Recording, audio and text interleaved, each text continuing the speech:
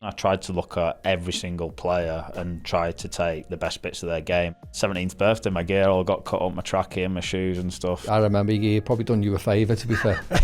He's like booted this platter of sandwiches in middle and it's just gone up in the air and landed all over Brian Kidd. When I signed, there was still a massive hangover. The year we nearly won the league, so many times it came up, and I think that was a big problem. What's your biggest regrets or lows in your career? And I'd probably say not celebrating the league title with Liverpool. You still hurt that? Yeah, it does, 100%.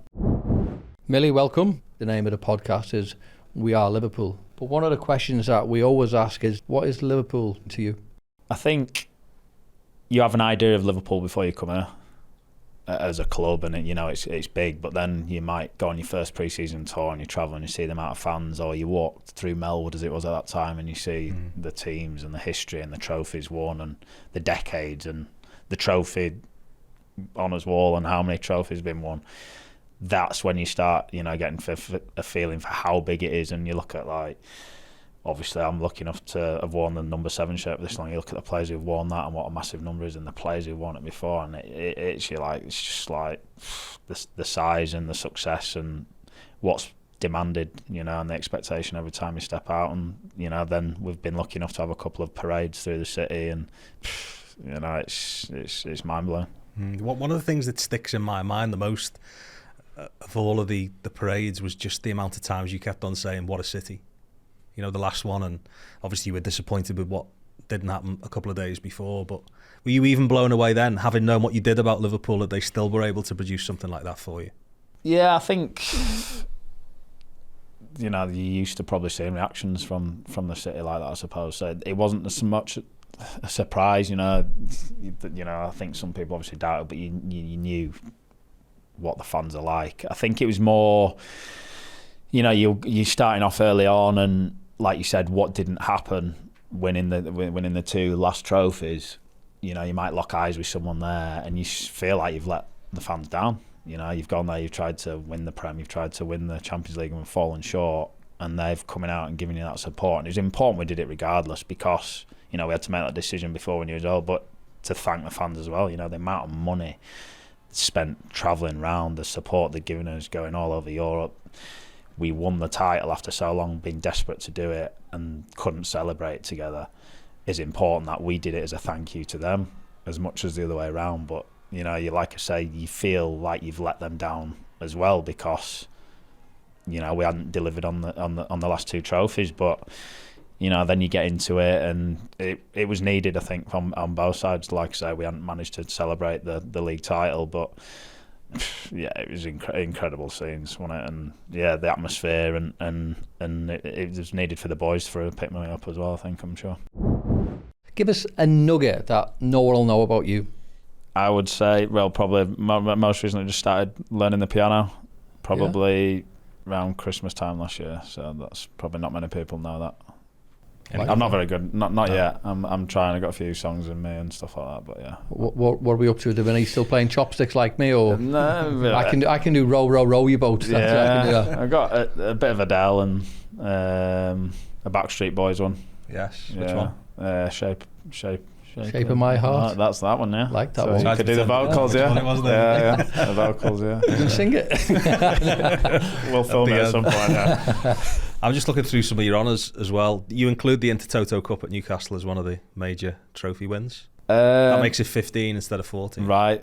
Well, yeah, it's nice to be in there. I won't say it's the major ones, but yeah, I'll take it. I'm just wondering whether chairman of the fines committee is up there as one of the best positions you've held alongside all those trophies. No, it's one of the biggest pains in the ass, I think. The boys see you coming and straight away they stop doing what they should be. Or it's quite funny actually, because on where we stay before home games, I'll have rice pudding before most games, and the jam they keep, I have jam with it, and obviously boring, nothing exotic. And you got to walk to the far side of the room, so I've got to pass all the tables, and no one's allowed the phones at dinner. So I've got that walk across. So it's always good to have and you just see someone's head down, and you just lean your head over and see someone's phone on the lap. It's like, sorry mate, and like surprised that I moved the jam closer yet. What's the going rate for a phone? 500. Yeah. Yeah, because it's not like one, like if you're late and you get caught in traffic, that's not it's your fault. You should leave early, but that can happen. Whereas your phone, you shouldn't have it. Yeah. But you just disregarding the rule. So I'm assuming you've never ever been fined, because you can't fine yourself, can you? Yeah, I have had to a couple of times. Yeah, You've had to fine yourself. Yeah, we had one. I was like late for a meeting because I was in the gym doing an exercise, and the guy. I love that. Yeah, so I actually knew I was going to be late. It's like, what do I do? Do I finish the exercise or do it? So yeah, that was one. And then I think my phone might have Siri'd or something in dinner or something like that. But we had a funny one the other day actually where Stefan left his phone on the bus, and Nat Phillips brought it off, and he pulled me at dinner. He's like, get on this, like I've set an alarm every 5 minutes to go off during dinner. So the first one goes off, and I said, are you joking? You 17 years old, your phone's going off, like everyone's kicking off. Anyway, got it on the watch, like next one's going off in another 5 seconds, went off again, and he's like, no, he starts pointing fingers, like panicking, like anything. It was quite funny, it just kept going off. So he caught on after the second one. But I think what would have been more funny though if you just took the money off him. Well, yeah. Well, that's the thing, the young boys have got to be careful, so they get away with it a bit, because we can't do full fines, so we have to think of something else. But you know, if you think of some of the things that you had me doing and young boys doing, you know, making the teas and picking your slips off the floor and stuff like that. You've been jailed for that now. Yeah, that's what I mean. Yeah, zinging wet slips at me after he's had a shower and stuff. Pick them up, maybe. So, yeah. Are you a believer that on time is late as well? Because we had Robbie on, and he was saying that there's a big divide in the team as to whether we have this conversation all the time. They say if it's 5 o'clock and you're out at 5 o'clock, you're on time, but you're not. It's like if it's 5 o'clock, you're 3 seconds past 5 or 10 seconds past 5. That's. I get that, but I mean that's harsh, to be fair. Well, is it harsh? Yes, I mean there's harsh fines and there's harsh fines. If say you 5 o'clock and you come in, you rock in at 5. I mean, what 5 and 0, 5, 0, 0? I mean that's pedantic. That now, and that's. But you need a cut off, don't you? Well, why isn't the cut off like 5? Well, because if the bus departs at 5 o'clock, it's departing at 5. It's not departing at 5:01. I'm not winning this one, am I? You're not, because I've had this argument. Yeah, thousands of times. What is subtle in all of this, though, is it's standards, isn't it? It's about the little things making a big difference, do you think?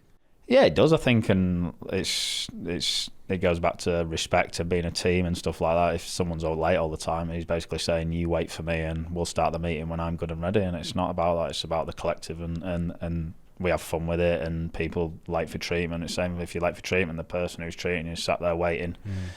If you've got phones in the treatment room, lads are just sat on the phones instead of, like, if the masseur wants you to do something, the physio wants you to do it in a position and you're on your phone or something. So, and the biggest thing, like dinner, it's getting the boys to speak to each other. Everyone's there now. You'll go on a bus or you'll be anywhere and everyone's sat on the phones, and that's just the way it is in life. But, like, you have no phones at dinner. Everyone's talking to each other, joking around, and that's where you get your team spirit and that togetherness, because people are actually having fun and talking to each other. Millie, you know, obviously you just spoke about Liverpool there, but can I take you full circle back to when it all started? So obviously you started off at Leeds. You made your debut at 16, wasn't it? I was lucky enough to be involved in that, mate. How did your career start at Leeds? So did you have a chance to go anywhere else, or was it always at Leeds? I was playing for a local team in Leeds, and I got scouted by Everton. Yeah? I got scouted by Everton and got asked to go on a trial game, and it was just before Christmas time, when I was 10, I think it was, and the game got called off because of snow, and never heard anything. And then Leeds come on 3 months later, February, March time, went there for a trial, and they signed me then, and I was there from 10 years old, so could have been. It's a mad quirk of fate, that, isn't it? Yeah. Is that common? Is that common knowledge? Would people know about that? Probably not, no. That might be that nugget that we're looking for. Yeah, could be a nugget, yeah. You'd still turn them down though, wouldn't you? Well, at that point, like, I hadn't even thought about being a professional footballer. Like, I was 19, just playing at school and playing thing, and like, until they rang, it was like, oh, yeah, that's something you could do. Like, before that, I don't know why, or whether I was young, or whether I never thought I want to be a footballer here. And then at that point, that was the first point I thought, actually, went to Leeds, and yeah, that was it. Then went through the academy there, and yeah. So debut at 16, under Terry Venables? Yeah. What was that conversation? I'd been in a few squads before that and not been on the bench. Wazza scored against us at Ellen Road for Everton, and I remember sitting with Steve McGregor next to the bench, and he was like, you know, you're desperate to get involved here, aren't you? And West Ham away, I think we were quite comfortable in the game. I think we were like 3-1 up, then it went 4-1, 4-2, 4-3. So at 4-1, I'm thinking, yeah, I'm definitely getting on here. and then got to 4-3. I'm like, not sure, and he stuck me on anyway. And then Lee Bowyer gave me a pass in the midfield. I tried to pass him it back first time, miscued it straight to Di Canio, and he's run through and put it over at bar. And I just remember after the game, and Bo was like, bloody hell, do you have a bet on 4-all, geezer? Just like, but yeah, that was it then, and managed to come in. And then we're saying a few games after that, I think I've been involved in a couple. We played Spurs away. That was quite a funny one, actually. And did you play that game? I don't know. We played White Hart Lane. And, it depends if we won. I think we got a result because I wasn't meant to travel. I wasn't meant to travel, and he pulled me in and said, "You haven't done that wrong. I just don't want to give you too much too soon." Trained with the lads before they travelled. Someone got injured. Travelled, wasn't on the bench. We didn't have 9-10 subs then. Did it? Like a lot less. And then someone got injured in the warm up, and then got on the bench. Come on, I think I set a chance up. I did all right, and that was me from them. But it was the game where our gaffer got an assist for their goal. I think he was giving instructions on. I remember all the boys talking about after the game on the bus, and obviously I'm a young lad, so I'm keeping my head down. But like, what about their goal, by the way? And the ball's come out, and gaffer's picked the ball up, and he's shouting instructions to someone, and then rather than leaving the ball, he's giving it to them. They've taken a quick throw in down the line, scored a goal. Yeah. I just remember all the senior guys talking about afterwards. It was like, that's an early lesson learned. I'm just thinking there of all the things you'll have seen in your career. You would have played in the game when you mentioned Bowyer there before, and Kieran and I were fighting in the game. I was just about to come on, yeah. It's mad, isn't it? Yeah, I was just about to come off the bench and then got sat down. We'd already had Stephen Taylor sent off, who got away with absolute murder, by the way. That was the routine where he pretended to be shot. Was that game? Yeah, so he's handballed it, gone down as if he's been hit in the face, like leant backwards. I don't know how he didn't like rupture his spine or something. The angle he got himself into. Red card, walked off, and then obviously them two had a fight afterwards. So they've come in dressing room. Tails was in dressing room, said he thought like the game had finished. What's going on here? And I think they had a bit in the dressing room afterwards. And then that was it. After Suey coming after and was like, I've never seen anything like that ever. Shearer coming and was going mad, saying get them two so and so's up in front of press. And yeah, that was another learning curve very early in your career. All these things, and we had things going on at Leeds at the time, didn't we? And you had to grow up quick. But the senior guys at Leeds were brilliant with me when I come through. You'd have still been part of that generation where if you won a game away from home, there'd be beers under the bus. Yeah, manager and captain got off and loaded up and that was it. Did you still love that though, even though you weren't part of it? You obviously weren't a drinker. I mean, at that point I was probably keeping my head down. I think obviously the players we had, I remember having a Christmas do somewhere and it was karaoke and I had to go, and like obviously I didn't drink or anything, but like I remember Kells saying, right, you're up next, and worst nightmare singing keeping my head down and managed to get off. But it was I feel very fortunate to have played in that, which was a different time, and now very fortunate to have seen both sides. What's the difference in terms of the dressing room? So I mean, we were obviously brought up in characters. I don't know, characters are still involved in the game, but they're probably less so now, isn't it? Yeah, I think now it's just different. Like you still have Robbo, what he's like. He's a character, but then the banter was probably harsher. You were getting your gear cut up. You were getting like your car moved. Yeah, I'm fining you for that. I mean, you can't use words like banter past 30. Come on. I'm going to tell Robbo you're getting fined for that one. Yeah, I mean, like 17th birthday, my gear all got cut up, my trackie and my shoes and stuff, and we were Scunthorpe away, and all my trackie and that. I remember he probably done you a favour, to be fair. It was a club tracksuit, that one, but yeah, you're right. Normally, yeah. But that was it. Head down, don't say anything, nothing to stick out, like basic car, basic tracksuit, nothing to just all to stay out of the way. Speak when spoken, do what's clean boots, do the help with getting cones in after training, just nothing to stand out or anyone to, because I remember like some of the young lads who didn't do what they should have done and like getting pelleters and got put in a line. I thought, nah, I'm not having that. Keep your head down, don't be the centre of attention, and just try pick your way through. So that's obviously changed, hasn't it, the way the game is now? How has communication with players changed, both from a senior player's point of view and how maybe managers communicate with players? Is that night and day to when you first came? Yeah, I think there's less teacups being thrown at walls and boots thrown around the dressing room and stuff. We had a few instances, I remember, at Leeds where that happened, and bats, I think, one time, wasn't it, and boots flying across changing room, and remember a plate of sandwiches being flung. I think that was when I was at City, actually. Mika Richards, like, there's a platter, and I think he'd been dug out for something. He always digging me out, and he's like booted this platter of sandwiches in middle, and it's just gone up in the air and landed all over Brian Kidd. It was just like so funny when you think about now, but at the time, no one wants to speak. But yeah, it has changed. I think, like we said, even with the young guys, it was harsher then. You would get walloped in training. You'd get certain things would happen if you didn't do what you should be doing and stuff. And now it's changed. Like, players are more sensitive and stuff, but it was the same back then. Like, you have to find what's best for a player. Some players respond well to a come on, get going, and like a bit of a rollicking, and other players need an arm round them and the sportive side, and it's just working out which players respond to, really. Are you aware of that now, though? I know years ago that was the case in the game, but can you still have a go at players now? But have you still got to be careful how you? Yeah, you got to be careful. It's just different having goals, isn't it? Yeah, I think it is, and people come from different countries and are brought up differently, and some things that, like, you'd have shouted at me, I shout at you, or I shout at Hendo. If you said the same thing to other players, you're not meaning it in any disrespect or any way. It's just like to say come on or whatever, but they'd find that really disrespectful. So you have to be aware of that as well, and that's part of it. Is that just an unwritten rule still, where you can dig a player out on the pitch? There was one with Virgil, wasn't there, a couple of months ago? People made a lot of it. Is that just forgotten about straight away because no one's taking it personally?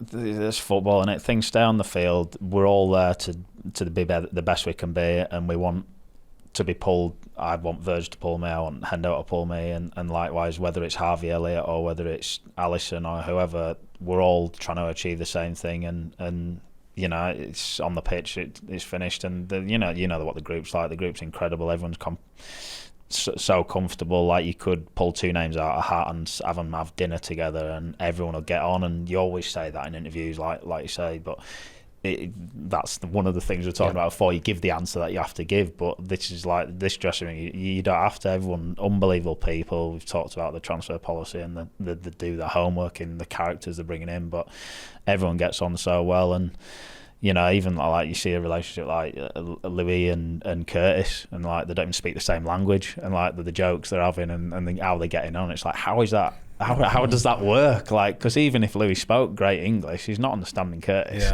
It works.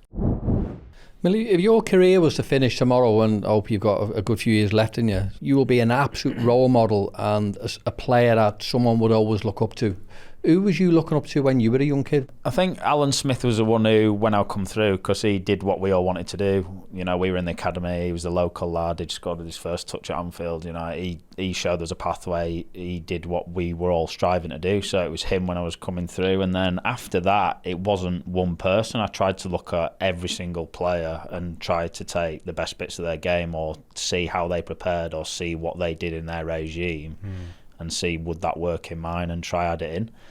I mean, it develops as your career goes on. Like, we used to do shooting sessions after training every day pretty much, until obviously you get to an age where then, you can't be walloping balls every day. So then you go and do yoga. Like tonight, you go and do yoga at home and prepare for the next game, and that's something else you've added in. But shooting sessions at Leeds, and you got like Rob, he's scuffed 3 in bottom corner, then he'd smash 7 in top corner. It didn't matter how he hit it, he'd go in. You got Mark Viduka, you got Alan Smith, you got Robbie Keane, like these players, and then you go to Newcastle and you're watching Shearer, Cliver. That's what you're learning. You're watching these guys. What are they doing on the pitch, but also off the pitch?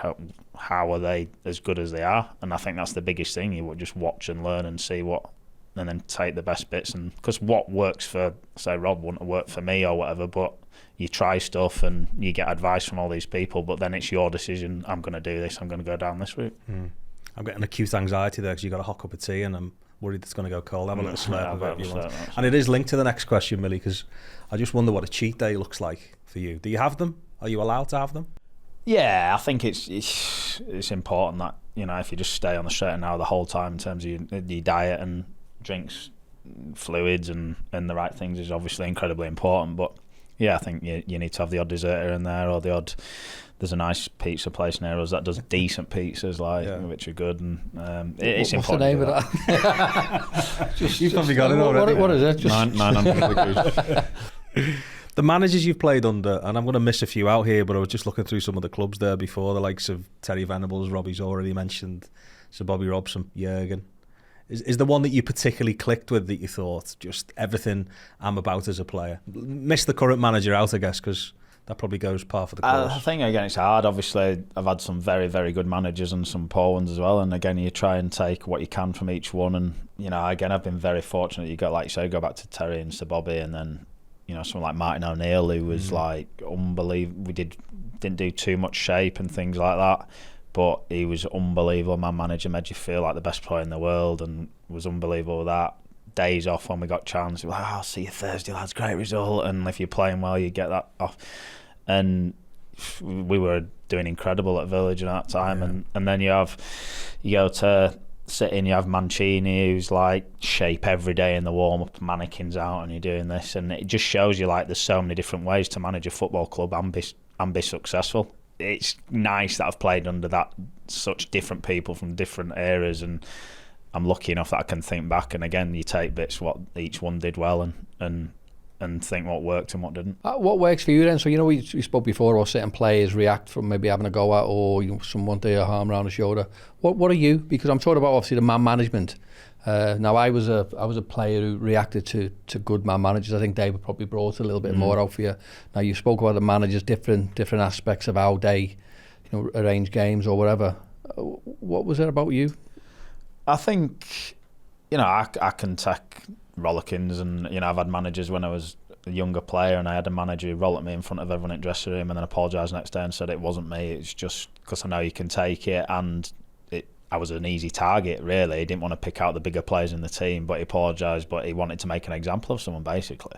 So I think I've always been able to take that, and I'd always try and turn that around. If someone says something, you try and prove them wrong, but it is important that you hear the positive reinforcement as well. And sometimes it's like, the good things are expected and the bad things aren't, so you don't get any praise at a certain level. But it's like, well, it's always nice to hear well done or well played or you played well today. And I think that is important as well, because that's what you're doing every day. Everyone wants to hear that you're doing a good job. You don't need to hear it every day, and some players need to be reassured constantly, but every so often it is nice to obviously hear that.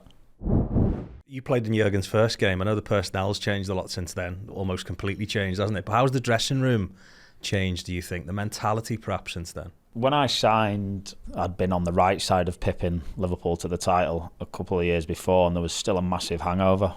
It was in loads of conversations every day. The year we nearly won the league, the year we nearly won the league. So many times it came up, and I think that was a big problem. And I think that was like still a hangover, and we were so close and didn't happen. And then obviously the new manager come in, and the dressing room changed a lot, and certain players and things like that. But he was very strong in that we have to make our own history here, because when you sign for Liverpool, like we talked about, it's such a massive club, and the history is incredible, and you're expected to win things.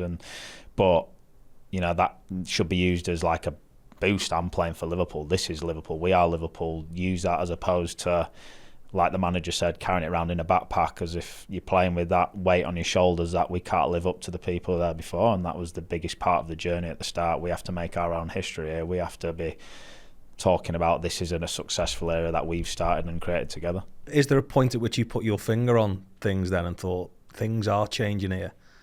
The pace was fairly quick, wasn't it? You got to cup finals and never won them. I just wonder whether sometimes when you don't win a trophy, can that be the moment where it clicks and you think, I don't want to go through this again? Yeah, I think, like I say, we did get to cup finals without. I mean, it clicked quite quick. How I remember the journey, sort of, we got to a place where we could beat anyone on our day, but then literally the next week we could play and we'd be absolute horrendous, and there was just no consistency. And then that developed, and we got to a point where we were consistent, and then getting to finals but not getting over the line, and then you get that first one, and it's like, bang! Now we've won something together, because as a team, you can bring successful players in who have won things all over, but until you've won it as a collective, it helps having people have won. But when you win it together, that's massive, and it gives you that belief straight away. I think one of the turning points, I think from a club point of view, was losing the Europa League final to Sevilla. I remember being in the function after the game, and everyone was just like sat around, and it was a real horrible atmosphere because obviously you just lost the final, and you know you're trying to progress to that different level. And Jürgen, he got on the mic and he spoke for about 5 minutes, and after he finished that speech, I honestly believed that we won that Europa League. Yeah, that's probably the best trophy I've won. That honestly, I remember it. A massive turning point in the club. Yeah, I think obviously a few people had a few drinks, drowning their sorrows. Just sat there sad, and he spoke, and he wanted to get us up and sing "We Are Liverpool." I was like, "There's not a chance I'm singing that, Gaffer." And he come over the second time, and I think third time he come over, he's like, "I'm your effing manager here. Get up," and we're doing this. And like we all got up and sang "We Are Liverpool" together, and you know it's the last thing you want to be doing. But I ain't had any alcohol, do you know what I mean? Yeah. But like he's right, what he said and that togetherness, and that's the first step of bouncing back and going on. That command he's got over a room. I mean, seconds after he'd given the speech, he demanded everyone had a dance off. He's got that flip, hasn't he? That he just commands so much attention in a room, and you'll have seen it so many times at half time where he's changed completely the thread of the game for you to go on and win a game in the second half. Yeah, I mean, he's got that personality on him.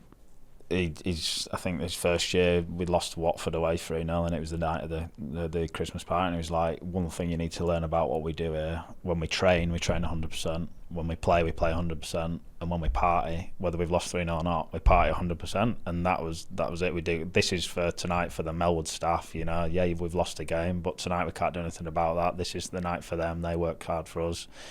And he's got a great way of knowing what people are thinking, knowing what influences around the game, what might have been said, whether people have been on social media or, you know, people might be thinking certain things, or we've had a game 48 hours before and travelled back, and it's like, nah, that's not an excuse.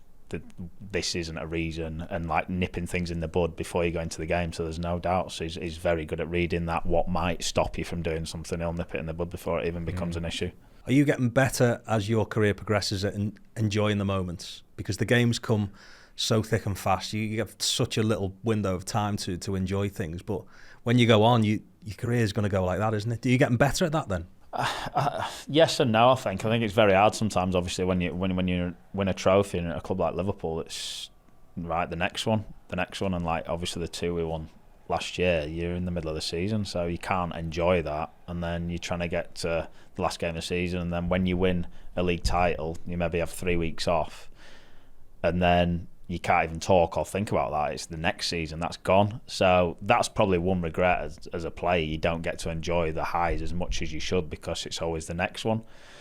But yeah, with that, like when we won the title and we were at the hotel and we were watching the Chelsea game, I was at the back of the room just watching everyone and the game, obviously, but I could see the whole room and seeing people's reactions and the emotion, and that was nice. I wouldn't have done that before. I'd have been right in the mix. Yeah. But I watched like the first half in the mix, and then after that moved to the back, and you could see everyone else, and I suppose, yeah, that's it. Like, is there a takeaway from that? Somebody you saw that night, you think, I'll remember that forever, a reaction on a certain player's face? Not one, no. I think it was just everyone, the collective, everyone being there together, and, you know, obviously the heartache of not quite winning it before with such a points total, and then obviously COVID hitting and things like that, and is it going to happen, is it not? I think it was a great way to do it, and I've been fortunate enough to do it, you know, last kick of a season, but also doing it, what is it, the earliest but the latest, you know, or whatever the stat is, and being together like that, I think, it was a great way to do it. And like you say, when you get older, you don't quite know when it might be your last game, so those atmospheres and stuff, you enjoy it for sure. I was at Millie when obviously you win the league. You talked before about a couple of years ago, nearly winning the league. I know obviously people at the club still spoke about that, but winning the Premier League and then not really getting the chance to celebrate it with the fans, I mean, that must have been a bit of a head wreck of that. Yeah, I had a question before, and it was doing like, what's your biggest regrets or lows in your career? And I'd probably say being relegated with Leeds was one, and not celebrating the league title with Liverpool the other. It's crazy. Does it still hurt that? Yeah, it does, 100%. And that's why, obviously, that was so important, the parade. But you have, you know, how much everyone was buzzing. Obviously, we were in the Champions League, but everyone knew they wanted the league title, and you know how many league titles won before, and how long the Premier League been going never to do it. And Liverpool, every single season of a Premier League season, would have been one of the clubs you'd have said, at least as an outsider, they've got half a sniff to not do it. And that was obviously the dream. Me coming here was, can you go and win a league title with Liverpool? That'd be unbelievable. So to do it and then not be able, how much the fans wanted it and not be able to be together. And then the first game of the next season was Liverpool-Leeds. Leeds hadn't been in the Premier League for 17 years or something. Liverpool had just become league champions for the first time in however long. Can you imagine the atmosphere in that game? Yeah. And there's no one there. The mindset's a big thing as well. I was looking a couple of days ago, obviously knew we were going to do you for the podcast, some of the interviews that you'd done over the years. And you'd done an interview just before the second leg of the Barcelona game. Now, we obviously played ever so well at the new camp and the scoreline flattered them. But what came across so clearly was how much you talked about Anfield and the character that we've got in the team. It almost felt like, not that you knew what the outcome was going to be, but you'd certainly not given up that was something that was, you know, concluded already. I wonder whether the year before, when they had this big lead against Roma that they abandoned, played a part as well. What was your mindset going into that? Yeah, I don't think I ever thought on their side, but they had, like you say, that never really came into me. I think special things happen at Anfield. I think from a personal point of view, the Dortmund game had a similar sort of feeling, I think, a few years before, didn't it? And a similar atmosphere and a similar sort of comeback and a special European night. The atmosphere could be created, you know, the city game a few years before, there was that the year before, wasn't it? And that sort of atmosphere. So, you know, special things can happen at Anfield. But I think, you know, the biggest thing about that whole emotional swing was, you know, being close the year before, then obviously the night before City play and Finney slices one in. I've seen him hit it so many times into the hedge in the training ground, and he puts it in the top bin, and it's like, we could be left with nothing here, having been so good and this and that. So that was the fear, and there was never any panic. It was just like, it was so calm thinking back now, like you come in day of the game, anyone want to say out? No, nothing. And I remember getting a corner the first minute of the game, I think it was, and the roar was ridiculous, like, have we scored here? And you don't often notice the atmosphere unless it's, you know, out of this world. And it was like a corner and the roar, and it was like, there was never any haste, we need to like go for it. It was like, get one, get like, just then we got the first goal quite early, and there was no hectic after that. We just plotted our way through the game and got the next one. And yeah, and then, like you say, from having that emotional swing of we could be left with nothing to here we go, it was, yeah, ridiculous. The emotion on your face, because players often say, don't they, the overwhelming emotion at the end of games or end of a season is relief, it's nothing else. And you were emotional, we'd not really seen you like that before. No, it was relief from still having a chance. It was, and I think when you're tired as well, it comes out, doesn't it? And obviously we'd worked so hard, and the relief of not having to play left back for another minute with Messi and people out on the pitch was probably, but it was, it was a great night, and like moments that I've spoken about, and you know, obviously doing. And the other thing you think about, like the players we had missing, and that's credit to the coaching team and the players who come in, but how we train every day, and that's proof in the pudding there that you can miss those players still playing the same way, and everyone comes in and knows exactly what the job is, and to be able to beat a team, not any team, like a team of superstars with experience like that. Did that help you, the fact that you had players missing and you were so relaxed about going into the game? You know, if you had like a little bit of an inkling, maybe it was like a 2-0 or a 2-1, you're probably a bit more tense and apprehensive, but the fact is that no one really gave us a chance, did he? And the fact is that you're saying that there's players missing. Did you just go into the game thinking, what if? I think we're in between, you know. I don't think it was one of them that it's a free hit, we'll give it a go and see what happens. I think there was like a calm belief. It wasn't like, it's more than likely not going to happen. I think it was a calm belief. No one really spoke about it, but think about now, it wasn't like, it's a free hit, we'll give it a go and hopefully it comes off. I don't think there was that feeling, no. I think it was, it was just, we're ready and we'll... I'm not sure if obviously you can remember this, but what was the manager's, what was the team talk? I remember, I think he said, like, most teams in the world, it's pretty much impossible. It's pretty much impossible for everyone, but for us it's not. I think it was that sort of thing, like anyone else wouldn't have a chance, but it's us. So, love that. Yeah. I often wonder with players whether they get drawn into the same things as we do. Once, I think it was Divock Origi looking over his shoulder and seeing him playing Football Manager on his iPad on one of the pre-season tours. And you were into that at one stage as well. You played a bit of Football Manager. Yeah, a long time ago, to be fair. I haven't played it for a while, but yeah, I think my biggest achievement was taking Guiseley into the Premier League and Champions League. That was Who the did you best sign? I did.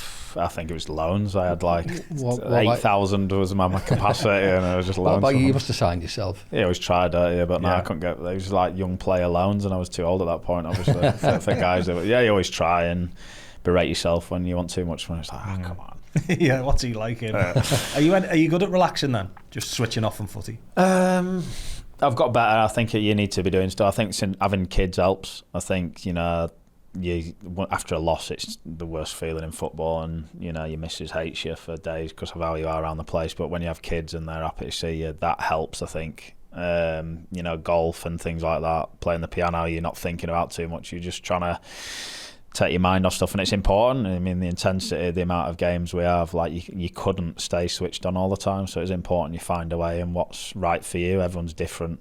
When you're travelling, you know, we'll play games or board games or cards, you know, on planes and stuff like that. And again, it's passing the time, but you're together, you're having a joke, and that bond and togetherness can only help you as a team. That's what I was going to say there. So I think, obviously, being footballers, I think competition is vital. So whether it's, forget about playing, it's off field as well. So I mean, I see you getting off the bus with Endo or Robbo, and you're always looking at a phone. That's got to be some sort of competition. Yeah, tenables we play on the game. What's that, where you got to get the 10? It's like a quiz show. Yeah, there's the question. You got 10 answers that you have to give, and yeah, we've done it for years now. Really, we used to play something else, and it's just like competitive. Get the juice going. It's better than falling asleep on the bus. You know, you're ready for the game, but like that right balance of being switched on but relaxed. Yeah, so yeah, we always do. Yeah. You're talking there about the pressures of getting home when you've lost the game and the impact it has on the family. And you look around at the likes of Steven Gerrard, the opportunity you get to Villa, and it's a very short one. Does that play a part in your mindset then of planning what the next step might be? If I take defeats this hard as a player, imagine how difficult it would be as a manager. Yeah, I think maybe not looking at myself, but I think looking at other managers, like you say, how short it can be. You see managers sign a new deal and then they get sacked within 4 or 5 weeks, and it's just like, you know, nobody really gets as much a chance as they should. If you think a manager takes over a club, they need a couple of years really to get their players in, get their style across, change the culture in the club, things like that. And you know, teams don't have time to give that time at times, so it's tough. It's like asking a 14-year-old what do you want to do when you're older. You don't know. You know, I'm doing my badges. You know, there's different avenues and stuff, but sometimes you think, you know, I've put my family through this long. You're missing things with the kids. You're missing taking them to school. You're missing them taking gymnastics or football or whatever it is. It's the same life again if you play, but then on the other hand you're thinking, well, I've been so lucky to play with the players I've played with, the managers I've worked with, what I've learned, what I've experienced. If I walk away from football and don't give that back to other people, that's not right as well. So there's a lot of things to think about and take into consideration, really. It's interesting that, Rob, and you probably have it as well, but the dad guilt, we all find it in the jobs that we do as well, you know, committed to you know, covering what you do on the pitch, but you have that as well for the opportunities and the times you miss out on with your kids because of what you do. Yeah, I suppose it being a footballer, you sacrifice a lot. You know, there's a lot of things that go on behind the scenes that no one really knows about, and one of the big things is the family. There's probably many places that, you know, you should be going with the kids, but you can't go because of who you are, and it's a nightmare. But it's one of the sacrifices you've got to live with, haven't you? Yeah, it's part of it, and there's ups and downs to everything, isn't there, I suppose, and there's things that my kids would have been able to do because I've played football. Yeah, they miss seeing you and they miss doing things, but then you get to go on a nice holiday, or they can do this and that and things like that. So it's a balance in it, and yeah, like I say, your kids are only young ones, so it is tough at times, and you know, they carry your name as well, so they're at school and straight away, if my lad's playing football, it's his so-and-so's son, and things like, oh, your daughter, and you have a bad result and my daughter doesn't care, I'm daddy, do you know what I mean? But then she goes into school and someone's saying something about the result at the weekend, and it's tough for them, and that's the other thing. So you think, you know, they've have to deal with this stuff because of what you do and how you've had a poor performance at the weekend and it affects their life. It's not really fair, but... I find, you know, with football as well, and you know, when you first obviously get into the teams and you know, you're playing and you're quite blasé about football, in all honesty. But the older you get, the more you appreciate the game. What you mean, like how? Yeah, I think when you first start, it's like, I'm playing footy. I'm just playing. And you think, I don't know whether it's because you think it's going to last forever. Yeah, and no, then I think it doesn't. you're right, But yeah. when you get older and you realise you've got, again, no disrespect, but you've got a few years left, then I think you start enjoying the game a little bit more. I think obviously injuries played a part with me as well. You appreciate the game. When you get older, you just know that you're going to miss it, when it's gone. Yeah, it is. I mean, you see the younger guys and, in the dressing room. It's always the young guys in the dressing room who are doing like skills and kick-ups before you go out and stuff, or they'll come out and start knocking 25-yard passes and stuff like that. And when you get over 30, you're like, imagine getting out and like Rob always used to do it, Paul Robinson would go out and just lash 40-yard balls straight away without a warm. I'm thinking I'm looking at that now thinking, my quad's going there if I do this without even a jog or something. And you just go out and you're just playing football and you just think, it'll be there forever. So I think you are right there. You know, my warm-ups when I first got on the team at Liverpool consisted of Steve McManaman crossing the ball and me doing diving headers into the cross. Genuinely, right? Imagine seeing that now. And I'm doing volleys and overhead kicks for a warm-up. I've tried out when you're past 25, 30 and you're dislocating every bone in your body. The manager often says that nothing would have been achieved in his 5 years if it hadn't been for James Milner. They go to you all the time for tone of voice. Would a parade be right this year? Would this be right this year? And obviously you do that in the senior players committee. You made a point of stopping outside Andrew Devine's house during the parade. That was something that was important to you and the players. Just talk us through that and how you were involved in that decision-making process. I think we knew we were coming up to it, and the bus had been having problems anyway. With the battery and things like that, and it was just a natural thing really, and it sort of just happened. And there's so many people around this football club, part of the history and things like that, and with great knowledge, and we're learning all the time. Like I say, I've grown up a Leeds fan, and I feel like Liverpool's a massive part of me now as well. But there's so many things I don't know about the club, but you try and embrace it and try and represent the team and the shirt and the club as best you can, and help any way you can, and always try do right by the club.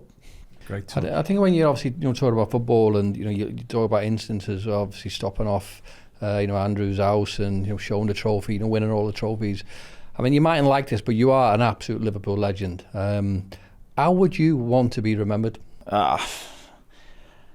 It's a tough one, that. I think for me, I've always just wanted to contribute, and signing for Liverpool, like I say, that decision of leaving City was, Liverpool, incredible history, hasn't been as successful as maybe they should have been over the recent times. Can you go and start another sort of successful period? And to be lucky enough to do what we've done, it is great, and I'd just like to be remembered as being part of that and contributing to the team who managed to win this, and be part of starting that sort of journey and the mindset, and being one of those lucky ones who was in that dressing room on that journey. Just one quick one on that. You've been associated with Liverpool now longer than any other club. Does that feel? Does it feel weird? Does it feel completely natural now? No, I think it is weird when you think when you're thinking about retiring, because obviously players are seen as different, and if ever you did interview and stuff, it's like played this many games for this team or stuff like that, and it has been a long journey before I got to Liverpool, and obviously I was at Leeds from 10 to 18 and things like that. But Liverpool is seen as my club then, and I do see Liverpool a lot in me. I think I said at the end of last year, obviously I'll always be Leeds through and through and stuff like that, but I'd never thought I'd say that, at least half of me is red as well, which is pretty ridiculous really to say. I wasn't allowed to wear red when I was growing up, obviously, because of Man United. But and that's what I think the club does to you. I think being part of that, being part of those special European nights, winning trophies, the parades, but also the people we have around the club, like, you struggle to find anyone who you won't want to sit down and have a cup of tea with, wouldn't you? And that's special because it's the football club, but it's the people who make the football club within it, who have been here before you, but who are here now. And right from the dining room all the way through kit men and physios and you guys, and when you go on tour and you see the atmosphere there in pre-season, and when you have a night there where you can relax and everyone appreciates what each person does in their area to make Liverpool the club it is. It's a special place to be. I think that is why We are We are Liverpool. Liverpool, yeah. Well, listen, mate, it's been brilliant to have the opportunity to sit down with you, and long may it continue. Thanks for spending some time with us. Yeah, hopefully we can have Cheers, another one. Melly. Pleasure, mate. Cheers. Thank you so much for listening to today's show. We hope you've enjoyed it, and we certainly hope that you will come back. You won't have to wait long for our second episode, just 2 weeks' time, and that will drop for you. Here's a taste of what to expect. But when he picked the team, he'd pick Bruce in the 5-a-side before Aldo. Although Bruce wasn't the last pick, Aldo was. For Aldo. I mean, remember at halftime, sometimes Ronnie Moran would go, right, what's going wrong? What's going wrong? He goes, I know, but I'm not telling you. Work it out yourself. The team is the most important thing, and I want to be remembered by the fans of being a member of a Liverpool team.